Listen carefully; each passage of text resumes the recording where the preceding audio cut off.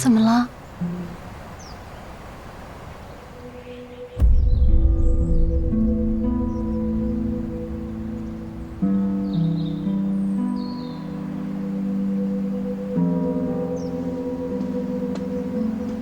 顾兄，久违了。哦，玉茹妹妹，不知可否一叙啊？你去便是了，不需要经过我同意。多谢郎君。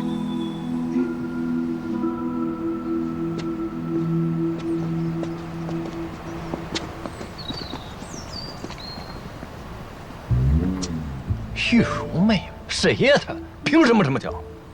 人家是青梅竹马，倒也不足为奇吧？你谁的人说什么呢你？啊，听听他们说什么呢？你快点。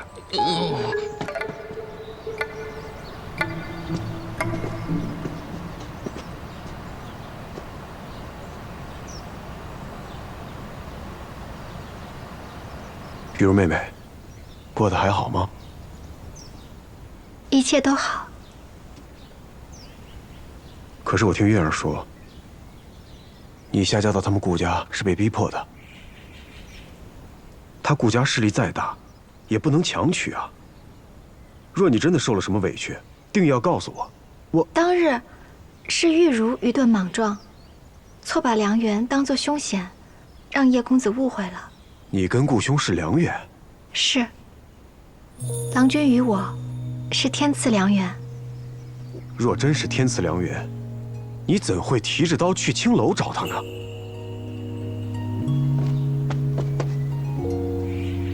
玉茹妹妹，我知道你生性怯懦，若真的受了委屈，你定……叶公子，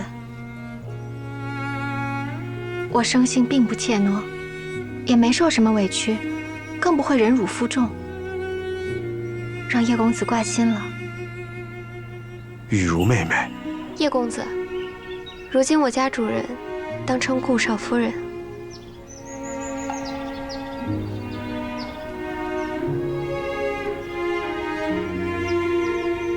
说得对，是我失言了。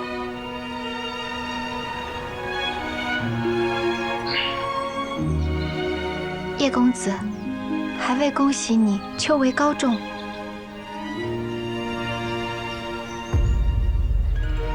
那也恭喜顾少夫人燕儿新婚，恭喜！多谢。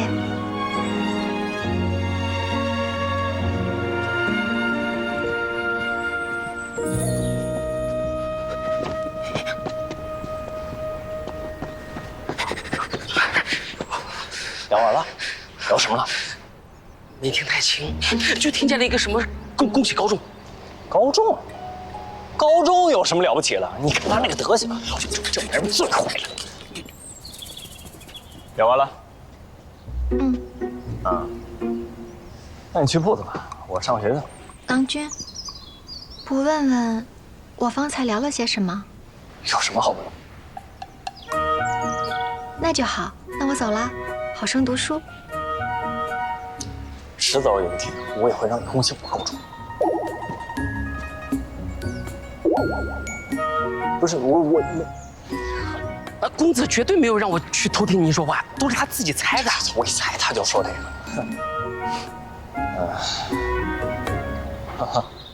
是，那是自然了。哎，玉茹，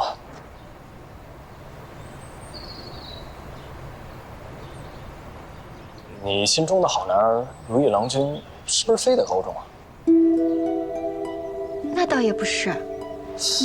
可你从前很欣赏叶传。从前是从前，现在你既已是我郎君，那便是缘分使然。不管如意或不如意，我都会同你好好过。你不用和旁人比。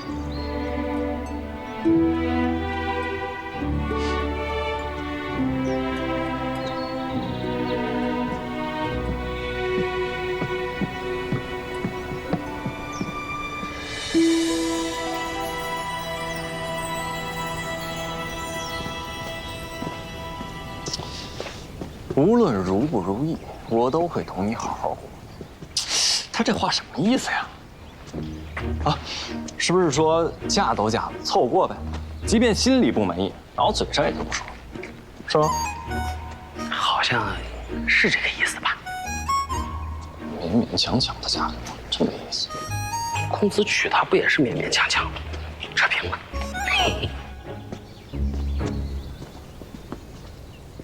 顾兄，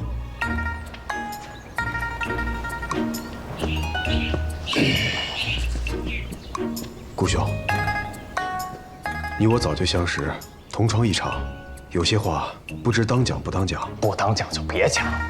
哎，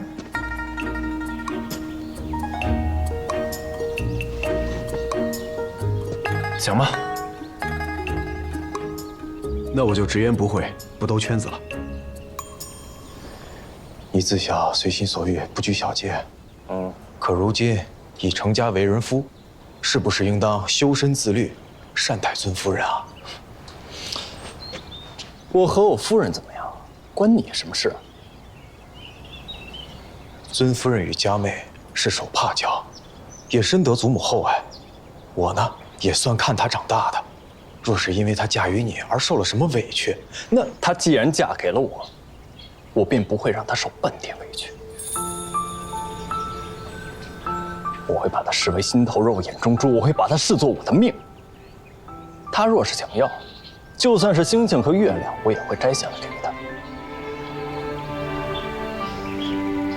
叶珊，这论读书考取功名，我是不行；可论如何为人夫君，还轮不着你教训我吧？哼！告辞。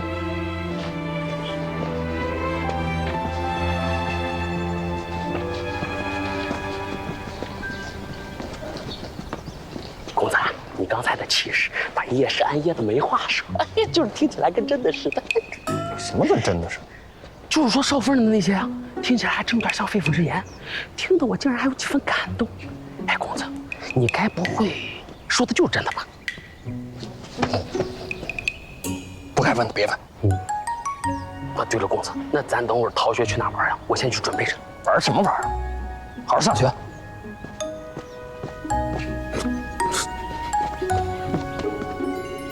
人少则慕父母，知好色则慕少爱。孟夫子这句话是说，人在少年时会敬爱自己的父母，等长成了少年，情窦渐开，便会怀春动念，恋慕美丽的女子。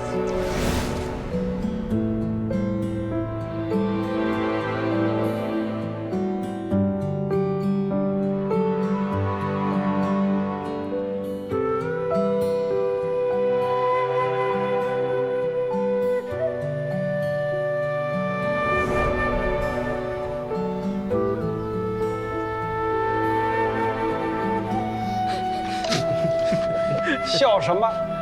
没见识！《诗经》有云：“窈窕淑女，君子好逑。”知慕少爱，乃是大雅。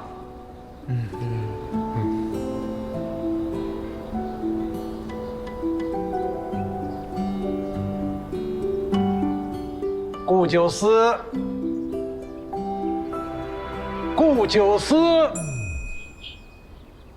顾九思，94，先生，啊，心猿意马，魂不守舍，胸无点墨，还不好好听课？你，给我上来，把这一篇背一遍。孟子，行了，知好色。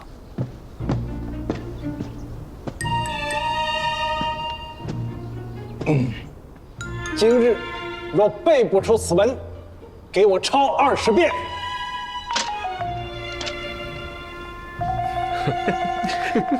人少则慕父母，知好色则慕少爱。有妻子则慕妻子，士则慕君。不得于君则热衷，大孝忠慕父母。50而慕者，与于大顺，见之矣。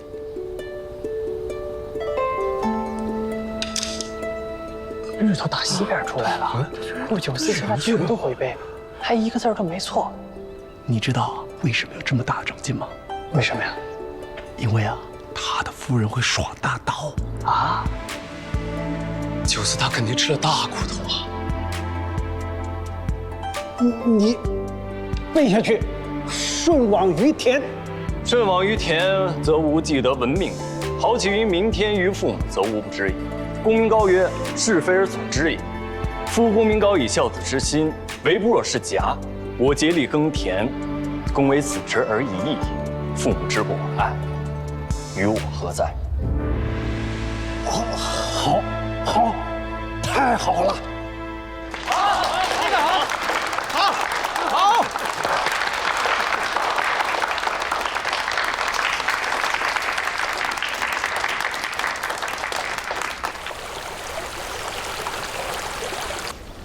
我，是啊，可是经商诸事，我跟随婆婆耳濡目染，才会了些门道皮毛，我还有很多东西要学。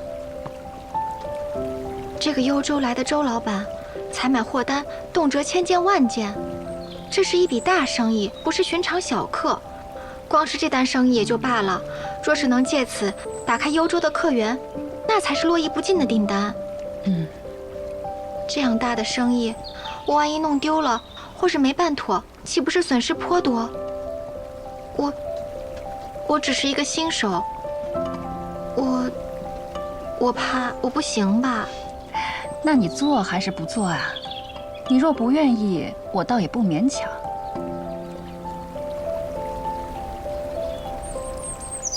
我做。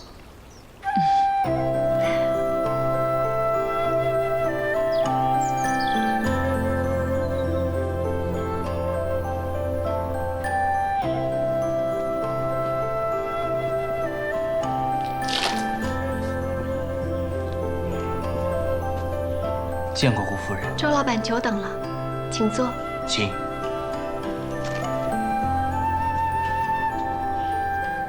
久闻顾夫人出身名门，聪慧过人，为顾家打下了金玉满堂的家业，乃江南首屈一指的商业奇才。周某也是佩服不已。如今得见，没想到您竟然生得这么年轻啊！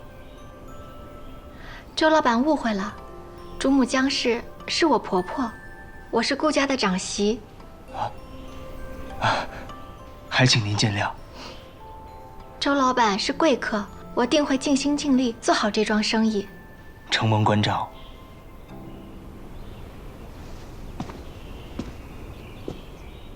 这是我此番的采买清单，还请您过目。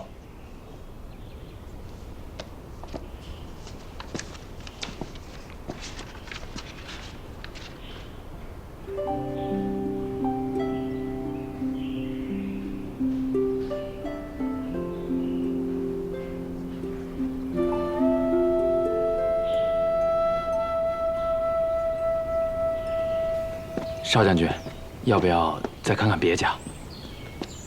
顾家商号口碑一流，货品齐全，整个扬州不出其右，是绝佳的选择。采买军需，毕竟责任重大，顾家竟让这么一个年轻的女子出来做生意，我还是不大放心呐。女子又有何妨啊？顾家的主母也是女子。至于说年轻，倒也无妨。方才我与邵夫人进行沟通的时候，我发现她是一个思绪敏捷、谈吐得体的清爽明白人。纵然顾家可靠，可让一介幼主出来掌舵，若使唤不动那些旧臣老兵，恐怕也难成事啊。这样的事情，我们在军中见的还少吗？此番出行，我们是以商人的身份，作为商人，当然是要货比三家。从明日起，我们多接洽几家商铺，以作备选。是，走吧。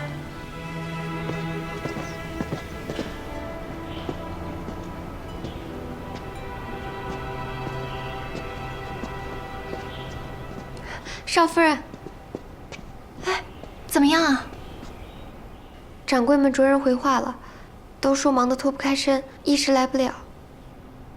一个都来不了吗？那他们回话的时候，可说什么时候能来？都都说近日事务繁多，说不准呢。少夫人，他们这分明就是欺负咱们吧？各铺掌柜是顾家商号的老人儿，他们见多识广，看我们年轻，这个下马威，我们怕是非吃不可了。罢了，我明日逐一上门去问，只要事情能办成，怎么都好说。可他们这么怠慢，只怕少夫人亲自上门，他们也不配合，那可怎么办啊？兵来将挡，水来土掩，总会有办法的。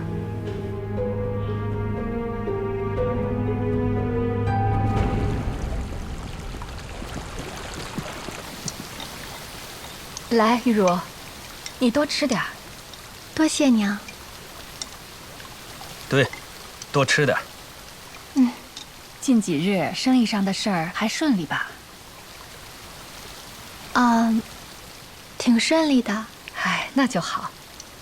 咱这儿媳妇儿啊，真能干。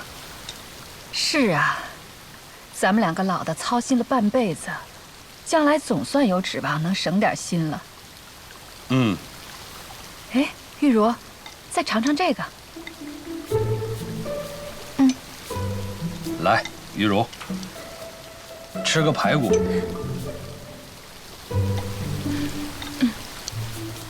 玉茹啊，来，吃块鱼。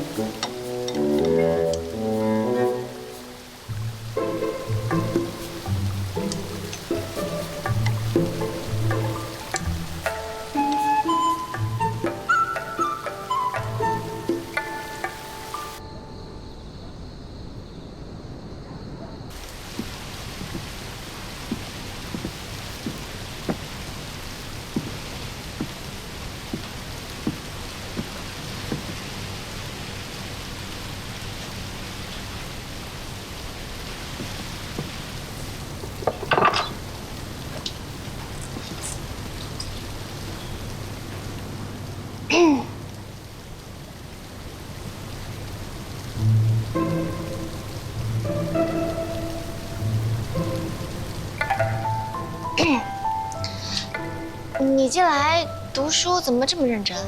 我竟然一次都没有抓到你偷懒。不行啊。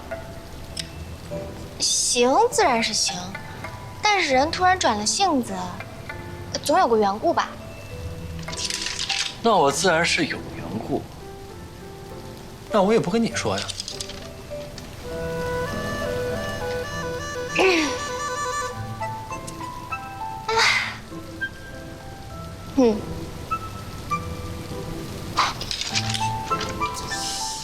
你这傻笑什么呢？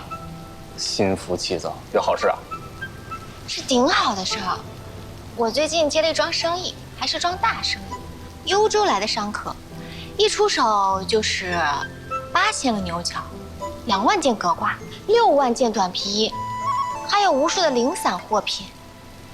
我估摸着是1周的军需物资。这样的好事，由我一个人全权经办。哦。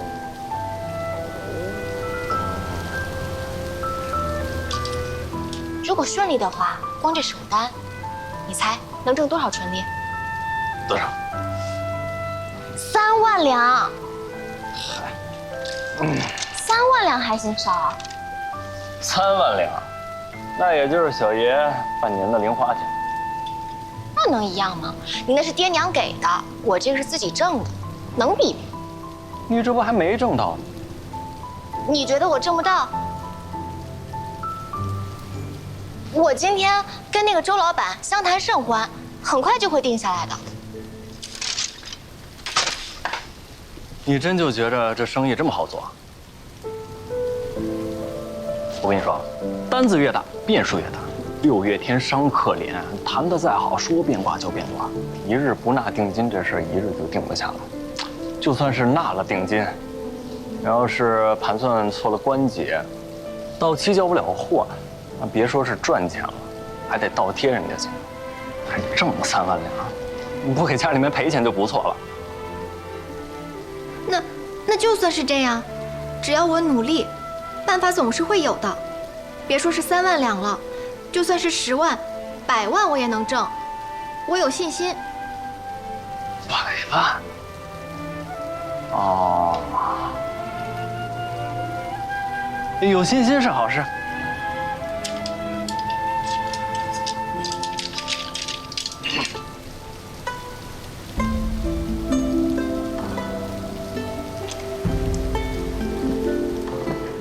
哎，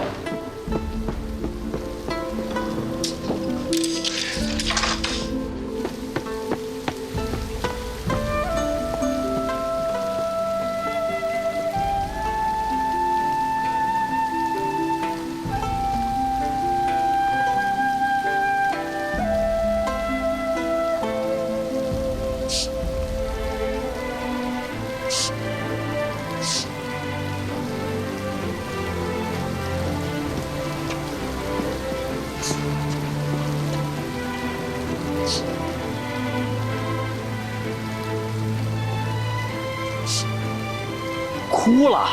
不是，你为什么哭呀？你我根本就没信心。啊，没信心就哭？那我不想赔钱，这么大一笔生意，这让我赔我怎么办？哎呀，赔就赔了，咱们俩有的是钱。我不想赔钱，我想挣钱。挣，把这个钱都挣。可是我又怕我做不到，他们看我年轻，都不听我的，也不配合我。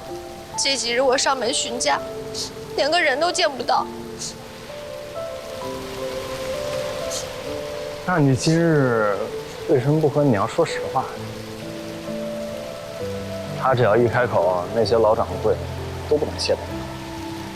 不能一上来就让娘替我出头，这样他们以后更不会服我了。还挺有志气。这不是有志气，那是什么？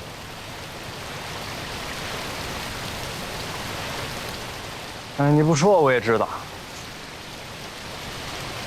你怎么知道啊？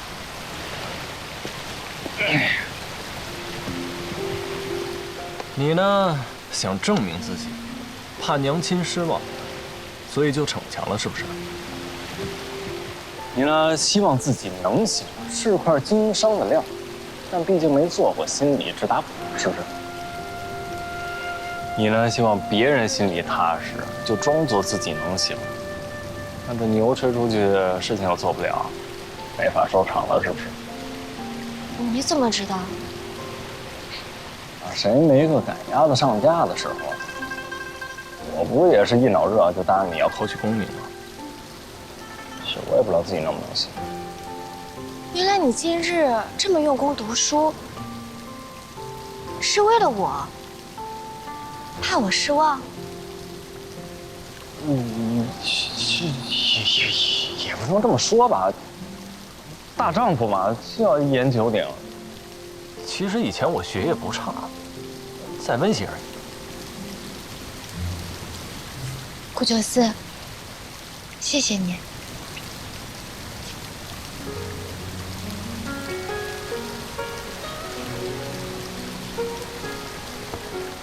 刘若，咱们要不要打个赌？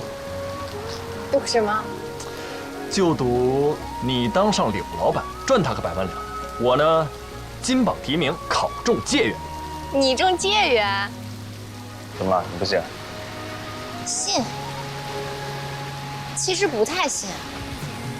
不信就赌啊，看是你先赚上100万，还是我先考中解元。赌就赌。这样，咱们呢，谁先达成目标，谁才有资格提出和离，怎么样？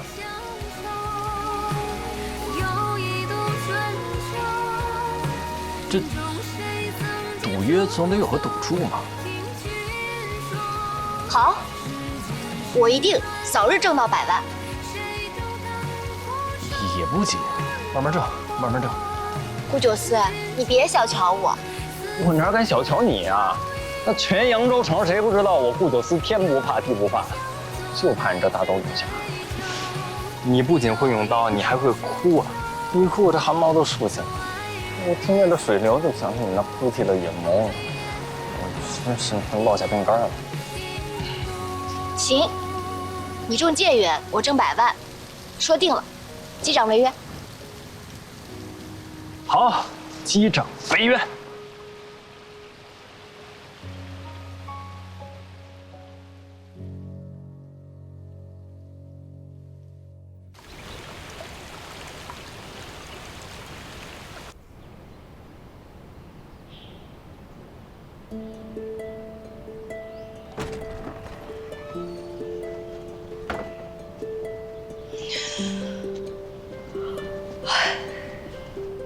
少夫人醒了，您这些日子总是烦心，难得能一觉睡到天明。郎君呢？上学去了，没有人叫，自己就早早起了床。临出门时还边吃早饭边看书呢。啊？嗯。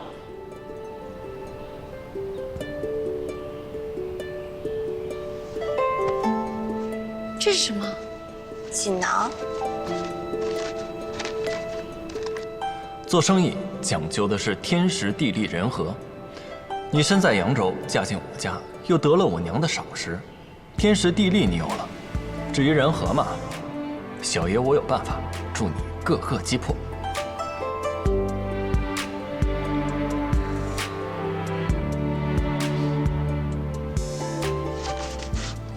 木料行的马掌柜，新晋擢升，资历最浅。别的老狐狸或许真想置你个下马威，他却未必。他眼下最想要的是靠山，你只需避开其他人，私下略显拉拢，他便会前来迎合。少东家，哎呀，前日啊，都怪通报的人没有说清楚。要知道是少东家您的传召。哎，停车，停车，停车！公子，少夫人。柳玉茹，上车。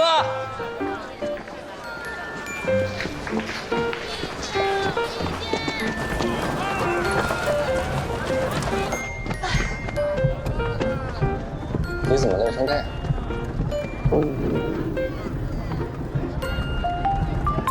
没吃晚饭？哎，我的点心。哎，别说晚饭了，我午饭都没吃呢。萌萌了。顾有司，你功课做了没？做完了。我跟你说，我晚上回去可是要抽查的。行，查，慢点吃，别噎着。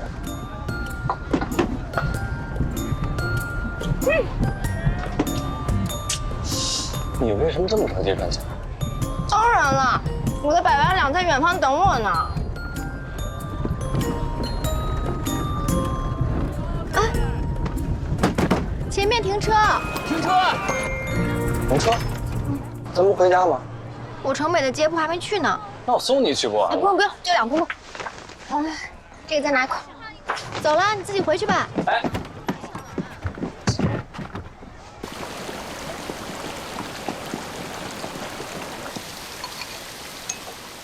今日啊，有件怪事。朱学究写信给我。哦，莫不是九思又在书院里闯祸了吧？他闯祸那就不是什么怪事了。也对，那就是朱学究嫌他冥顽，又请辞不肯教他了吧？朱学究写信夸他了，说他近来可谓勤学苦读，功课突飞猛进，一日千里，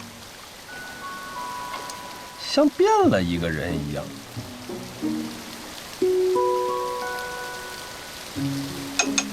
啊？夸我呢？啊。玉如无礼，想先行离席，回去重算一笔账，请公婆准允。啊，去吧，我们家没那么多的比较规矩。哎，饭也不吃了，修仙呢？柳如，吃你的饭。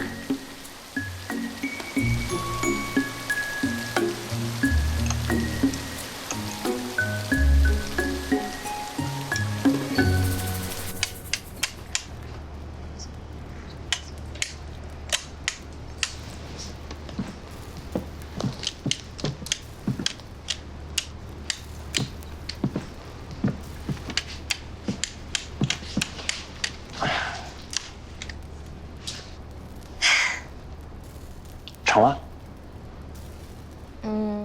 十有八九。今日周老板看了我的样品，很是满意，林林总总都谈妥了，说好了，明日就来签字画押，缴纳定金。那恭喜恭喜！这里有你的功劳，明日事成，我在翠明楼摆宴，算是答谢你。哎，不用了，我请你，就当是庆功宴。不行，这个你不能跟我争，毕竟明日开了张，我就是柳老板了。好，恭敬不从命，恭喜柳老板，恭喜，恭喜！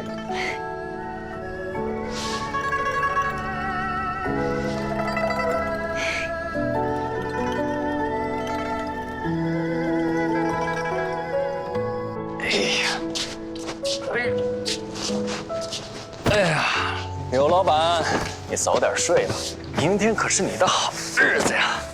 哎呀，哎，不对，怎么了？我要再去多备一份画押用的朱砂，然后再检查一下我的私钱有没有带上。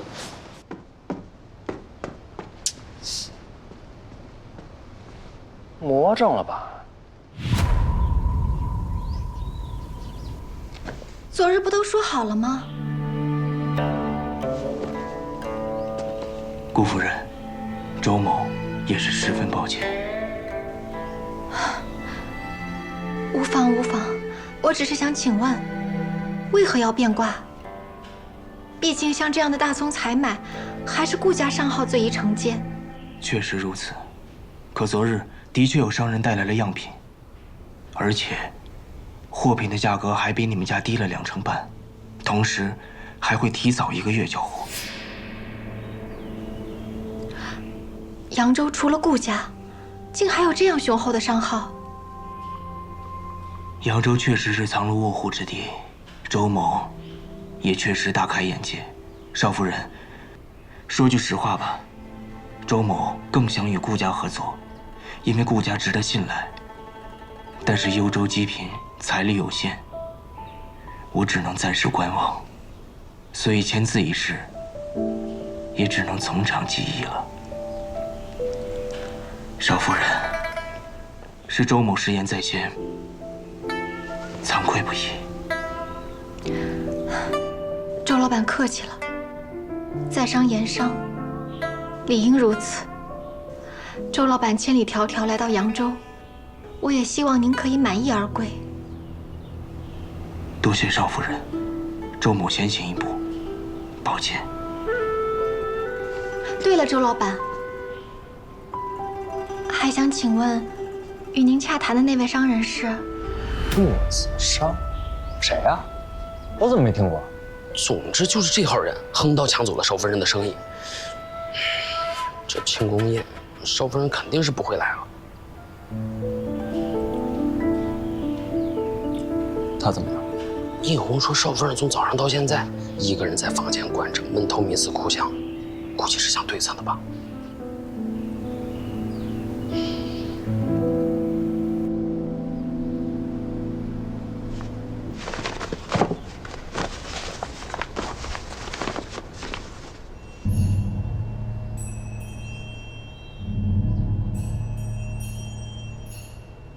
低2成半，早1个月。这骆子商是什么来头？少夫人，说是有个骆公子递来拜帖，邀您去翠明楼一叙。骆公子，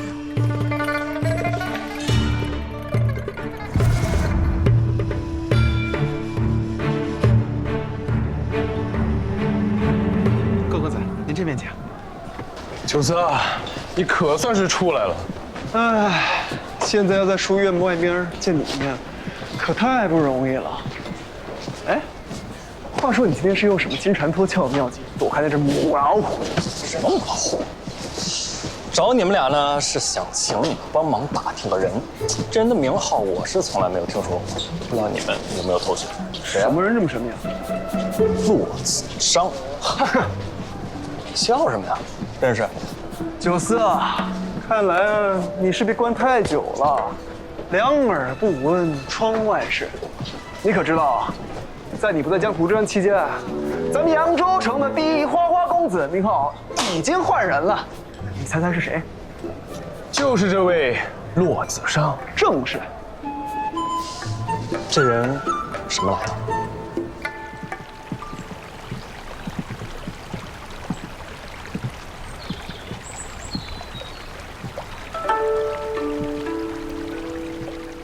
刘老板，久仰。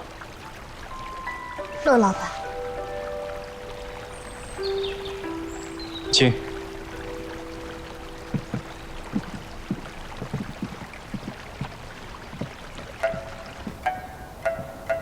刘老板，可是生我的气了？商场如战场，骆老板把我想的太小家子气了。那就好。若是因为一桩生意失了与柳老板交朋友的机会，就太可惜了。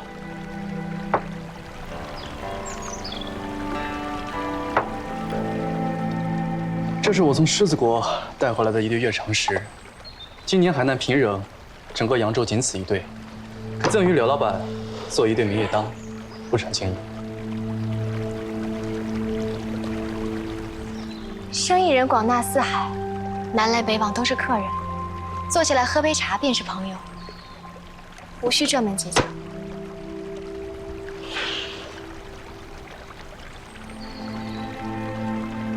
这茶是好茶，只是过了季节，香气差了半分。骆老板突然造访，有何指教？指教不敢。骆某是来与柳老板谈合作的，凡两家相争，无论谁争赢，都是惨胜。压低了价格，买方获利，卖家却少了赚头。这等费力不讨好的事，骆某从来不做。骆老板的意思是，要与顾家一起，一并承接幽州周老板的订单。不，我不想与顾家合作，我只想与柳老板你合作。我？没错，这钱与其让顾家赚了，倒不如柳老板自己来赚。若顾家退出竞争，不让骆某拿下订单，那从幽州来的那位周老板，也只能从我这里出货，骆某便可要一个好价格。收款后，我会再拿出30%的利润，以个人的名义拨在柳老板的名下。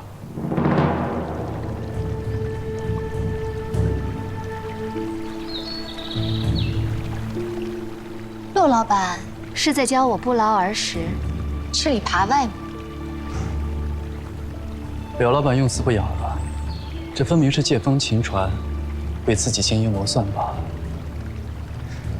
柳老板不是一向精于此道吗？30%利润，可是有万两白银。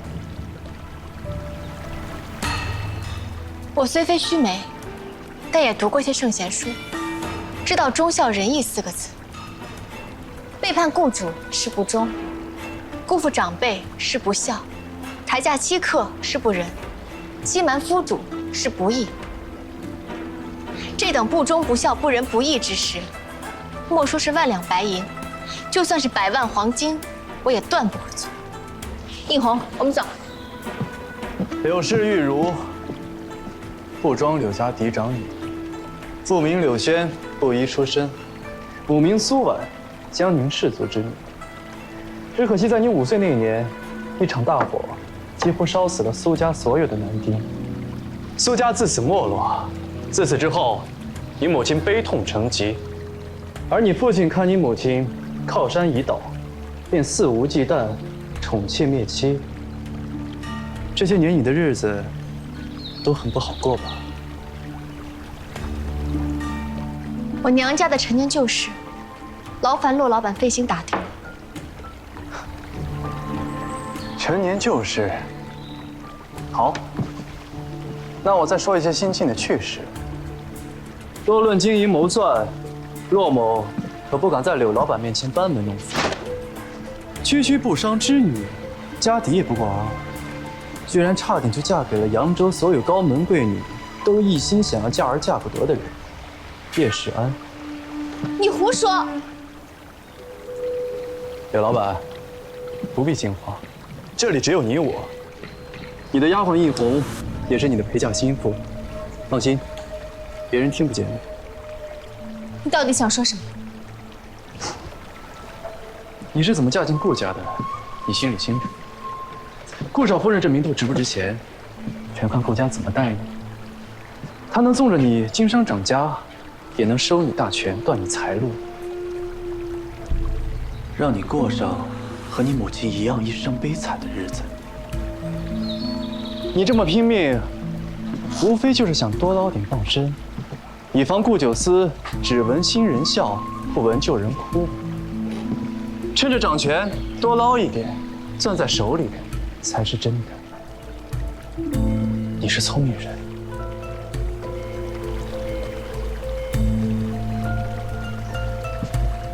柳老板，我等你的好消息。你站住！你们能不能捡重点的说呀？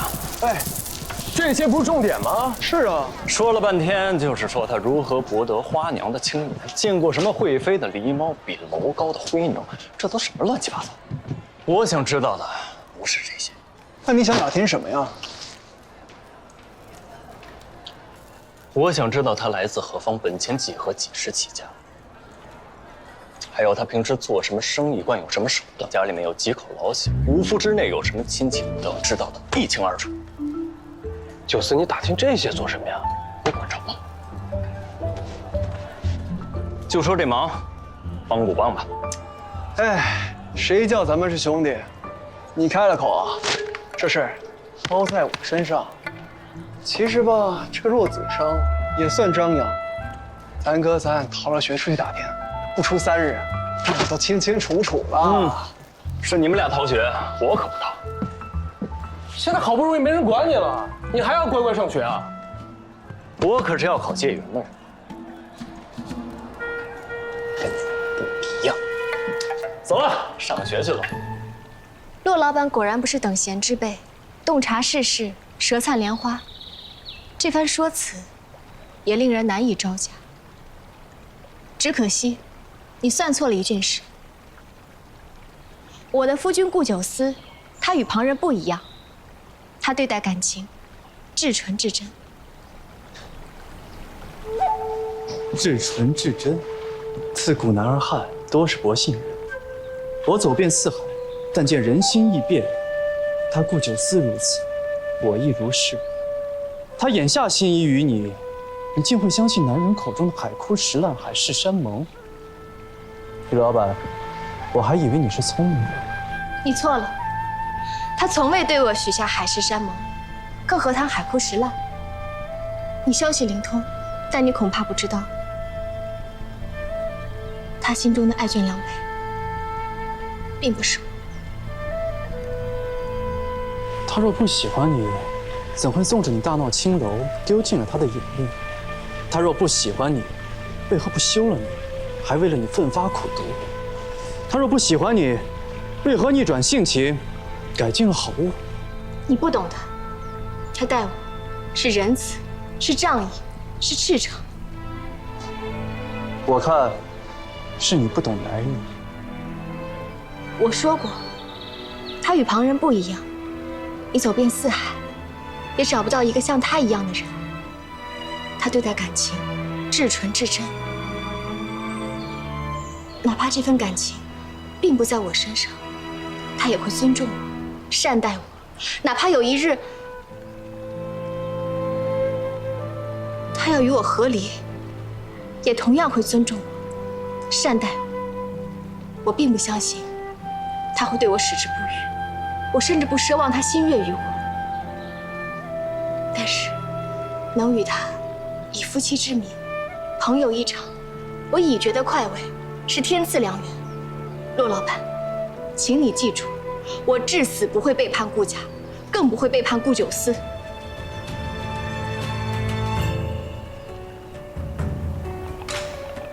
你可知道顾家为何着急娶你进门？你难道就没有怀疑过吗？像顾家这样的高门大户，怎会因为一句玩笑话随便娶一个布衣女子进门？你难道就不想知道为什么？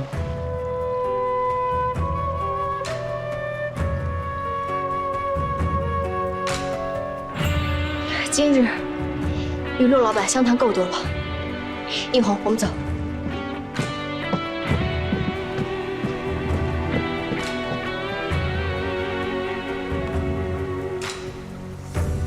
顾九思，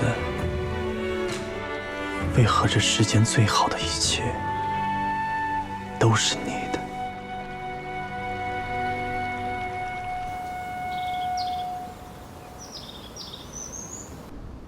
我知道，骆家商号崔的紧，今日又邀周老板上门落资纳定，但玉如及时赶来，还是想请周老板看看我顾家货行的样品。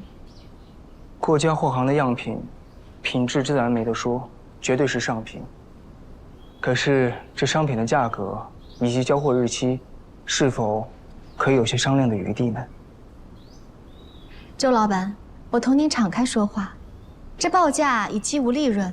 最多再让出1成半，但这交货工期却是1天都少不得。这笔单子，骆家商铺比你们低了2成半，交货日期也比你们提早了1个月。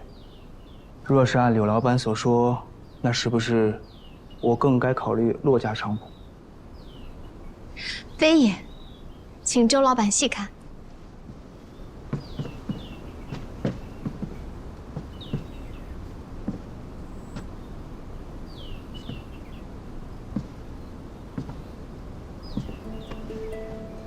贝青，以粗麻做面，鸭绒做里，亦可抵挡北地寒气风沙，较普通棉絮更加轻薄，可随时快速叠整。虽价高量少，但最适合急行军。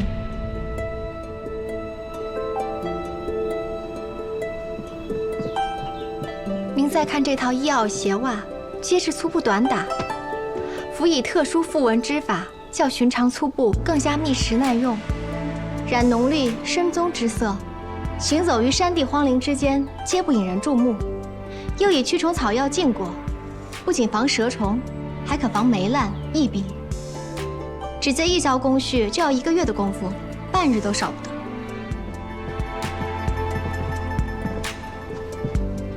隔件，去之尽软，可与铜铁勾芡挂靠，亦可单穿，足够软不磨体肤，足够韧。可挡砂石、冰刃。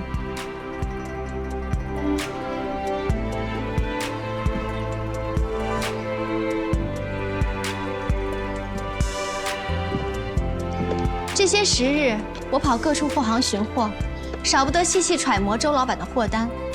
这背青、隔件、犀角，皆是同等规格，衣袄鞋袜的大小数量之比亦不一般，皆是青壮年男子身量。我心中难免有些思量。我虽唤公子一声老板，但知道您并非商人，而是军中之人，来为幽州军筹备军需辎重的。难怪说顾主母汉主，才识过人，心细如发。坐下聊。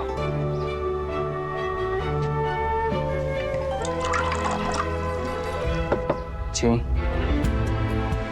这军需辎重向来由朝廷采买，我本不应点破此事，但是在商言商，若不细细讲解一二，岂不是锦衣夜行，白做了功夫？柳老板快言快语，果然坦诚爽快。既担了周老板这句话，我便再多说几句实话。请讲。周老板这宗货单，起初我看着，心里着实犯嘀咕。您出的货单要求繁多，光衣上制式就有8尺长。要求这么高，还要价格低，工期短。不仅如此，还要日日督工验收，货款缴纳却切得细碎。连我们家做了1辈子生意的老掌柜都说，从没有见过这么难伺候的主顾。可当我经人提点，想清此间关窍后，却对周老板生了10万分敬意。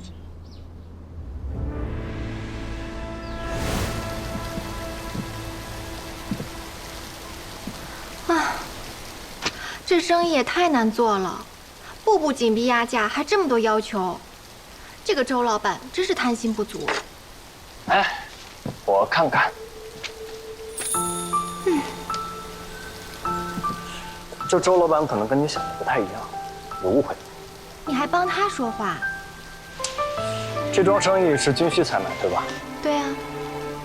子曰：“道千乘之国，敬事而信，节用而爱人，使民也是。”你也读过书，这句话还记得吗？记得，讲的是治理政事要谨慎，节省赋税；征徭役时要懂得遵循时节，避开农忙，要爱护百姓。所以你在看这个货单啊？道千乘之国，敬事而信，节用而爱人，使民以时。周老板要求繁琐，是对每一位军士用心；精打细算，是对每一分税赋负责，务求节省用到实处。可见周老板体恤军士，怜惜百姓。周某愧不敢当，柳老板过誉了。周老板不必过谦，幽州乃大戎边境，正是幽州军士多年戍守边疆，保佑我大戎，才有我扬州的富庶安定。我虽只是出身布衣商贾，却也明白这些道理。实不相瞒，为您让出这2成价后，我已是一分不挣。之所以想促成此事，还是想为边疆军士尽一份心。柳老板确实高义，周某感激体力。可是，让您一分钱都不赚，周某如何过意得去啊？周老板也不必把我想成圣人，商人逐利，我也不例外。这一单虽说是一分不挣，但是顾家交下周老板这个朋友，还想请您为我们打开幽州的客源，多介绍一些财路亨通的朋友。来日方长，我们总有赚头。好。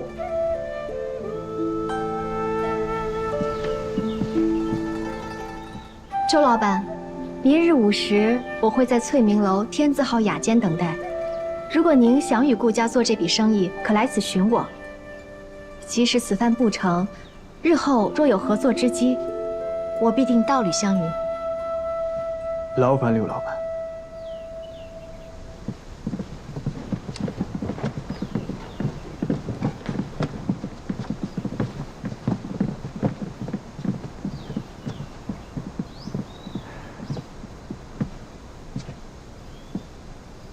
你看，到底是顾家的货品。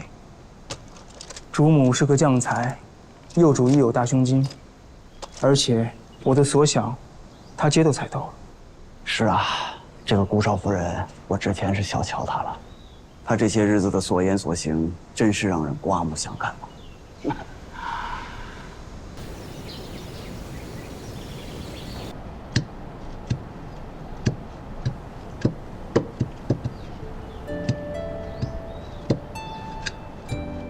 你可知道顾家为何着急娶你进门？你难道就没有怀疑过吗？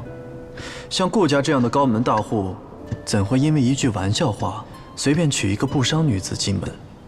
你难道就不想知道为什么吗？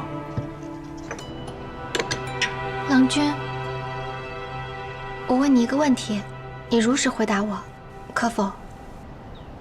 好啊，你问。少夫人。打探消息的人回来了，怎么说的呀？周老板一下午都没出客栈，也没有如约去骆家商号签约纳定。他爽了骆家的约，明日赴我的约，这多了几分可能。这事儿10有8、9就是成了，占了上风，先欢喜一番再说。现在还不是欢喜的时候，一切成败要等到明日午时。好，好，成了。对了，你要问我什么？也没什么要紧的。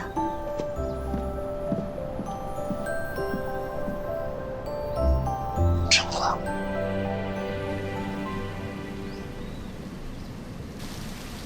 唉，玉茹这几日为了这笔生意，可真是累坏了，午饭都不得空。可不是嘛，娘，不管这遭成不成，你都好好夸他啊。还用你说？看看人家玉茹，整日忙里忙外，看看你，就知道吃，一顿都不少。哎，顾老华，你就是这么和将来的解元说话的是吧？我整日可都在用心读书，要不是有颗敬老尊贤之心，谁给你吃饭？朱学究夸你一次，你就得意忘形了啊？还知不知道自己姓顾？哎呀，行了，胡说什么呀？九思，好，有志气。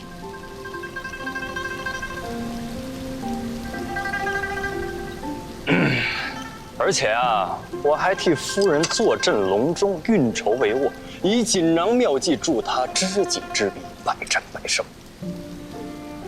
好，好，好，太好了！我还去刺探了敌情，就是那个妄图和我夫人抢生意的骆子商。哦，骆子商，我倒也听说过这个人物，他新晋崛起，势头正健。这个骆子商吧，他虽然行事张扬，但却很难打探出要紧的底细。只听闻他出身金陵骆家，从前也是名门望族。那场大火，骆家满门都遭了难，只有他一人逃出升天。后来就四海行商，还去过南阳和西域，是个狠角色。啊，是个人物，怪不得玉茹如此紧张。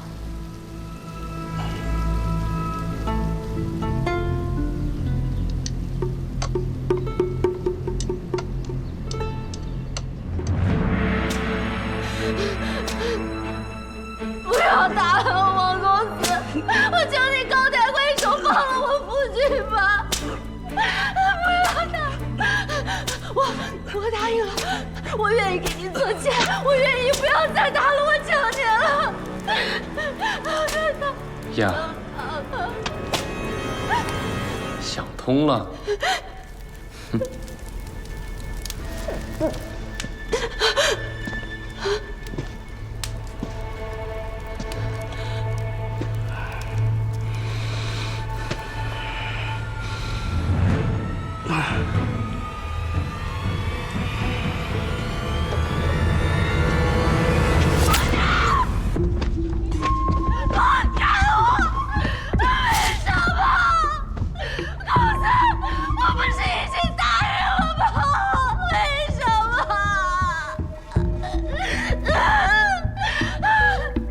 你都已经做了我的女人，还想着别的男人的死活做什么？放开！王蓉，你杀了我父亲，强抢人妇，天打雷劈，你不得好死！放开我！有本事就杀了我，不然我怎么也不会放过你的！把她拉回房去，好好教教规矩。放开我！王蓉，你不得好死！六公子，节度使有请。你要放弃幽州这一单。是。之前是你告诉我，这单采买的是幽州军需，只要是拿到了这笔买卖，就可以窥知幽州军备虚实。不错。我们现在和顾家相争，只是略处下风，但是只要是没有签约落字，一切都有转机。明日继续和姓周的商人商谈即可。为什么要放弃？这笔生意已经无关紧要了。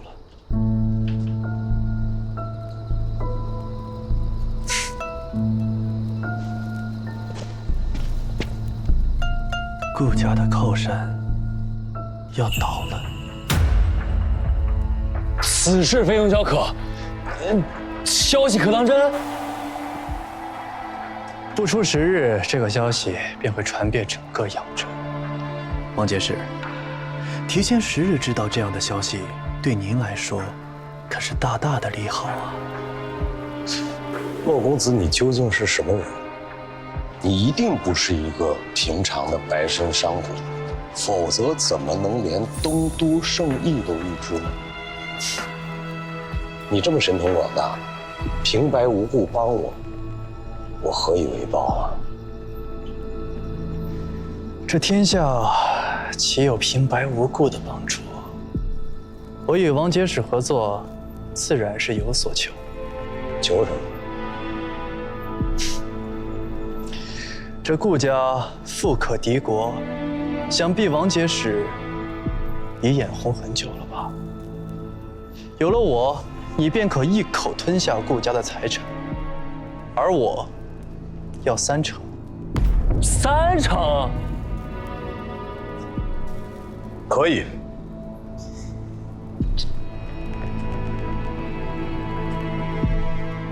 还有一件事，比3成财产更为重要，还望王节使能够应允。还有什么事儿？我要顾家家破人亡，尤其是顾九思，我要亲眼看见他失去一切，死在我面前。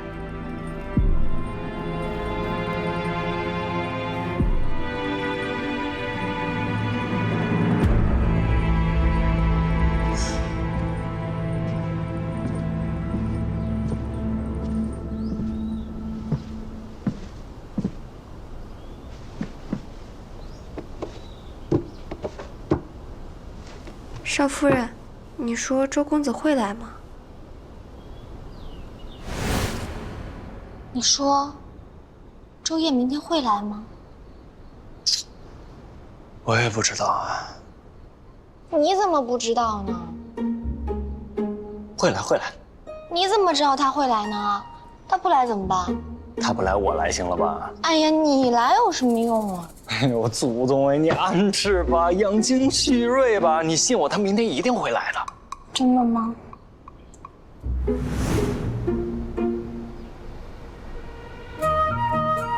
少夫人，周公子来了。刘老板，周老板，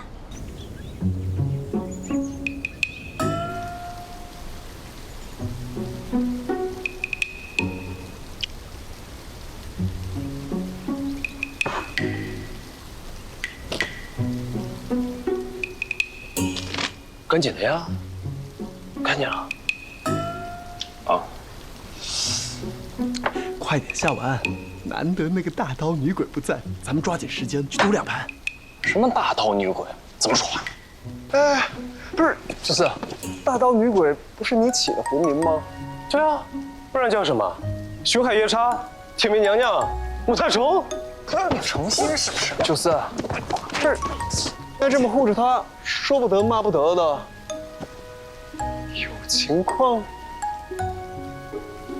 哼，不是我。